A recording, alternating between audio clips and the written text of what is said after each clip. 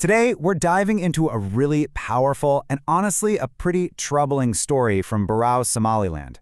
It's a case that starts with a terrible crime against kids, but what it uncovers is a much bigger conflict in society. This tension between protecting the reputation of powerful people and our duty to protect the most vulnerable among us.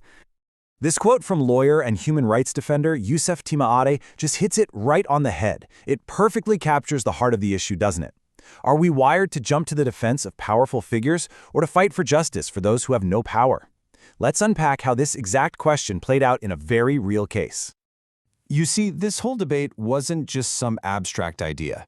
It was sparked by a very specific and deeply shocking case involving a school teacher and two young children there in the city of Barao.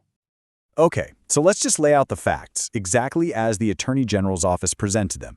On April 10th, a 9-year-old boy was lured into a car from a bus station and sexually assaulted. Then, just 11 days later, an 11-year-old girl was taken on her way home from school and raped. The investigation pointed to the same man in both attacks, revealing this absolutely horrifying pattern.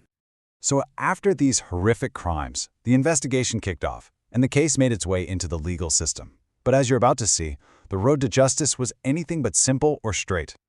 I mean, the amount of evidence the prosecutors gathered was just remarkable. We're not talking about one piece of circumstantial evidence here. Both kids, totally independently, identified the same man 3 different times. The medical reports from the hospital backed up their stories, then used CCTV footage placing the suspect's car right there. And on top of all that, they even traced a phone number back to him. This was a solid, multi-layered case. And yet, despite all of that, get this.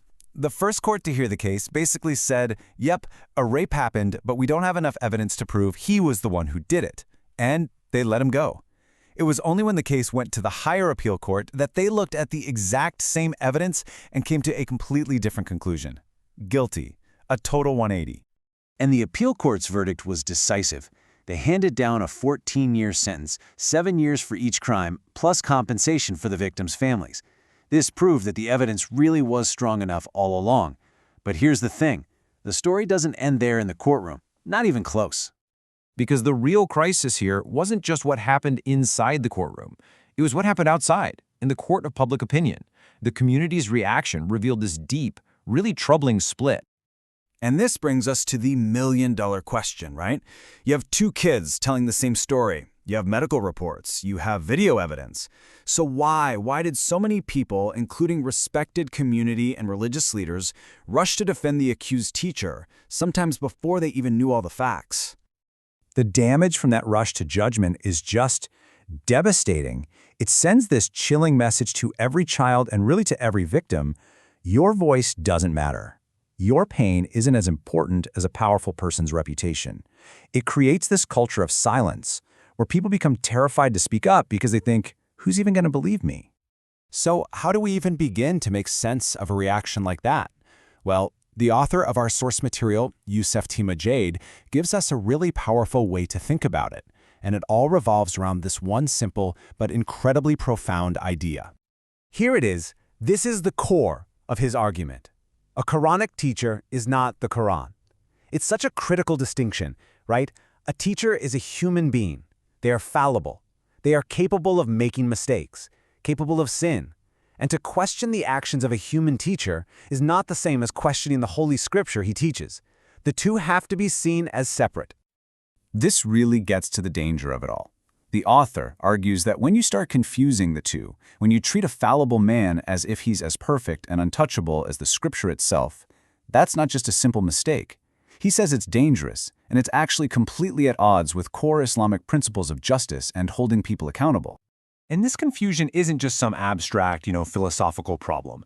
It has very real, very systemic consequences for how a society seeks justice, especially when it comes to protecting the most vulnerable.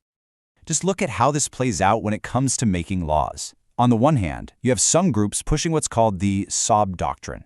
They say it's all about protecting the dignity of decent men. But what does it do in practice? It's used to shield powerful people from even being arrested.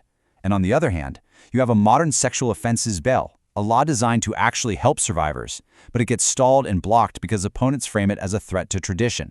The result is always the same. The powerful are protected and victims are left behind. So if defending reputation at all costs is a broken model, then what does real justice actually look like? The author offers this powerful answer. The true strength of a community isn't measured by how fiercely it protects the reputations of its leaders. It's measured by how it treats the people with the least power, its children, its most vulnerable members. That right there is the ultimate test of a community's character. And that leaves us with this final challenge. You see, the case in Barao isn't just about one man or two children.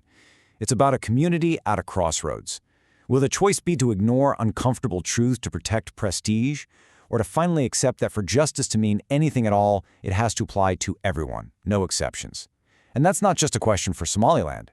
It's a question for all of us.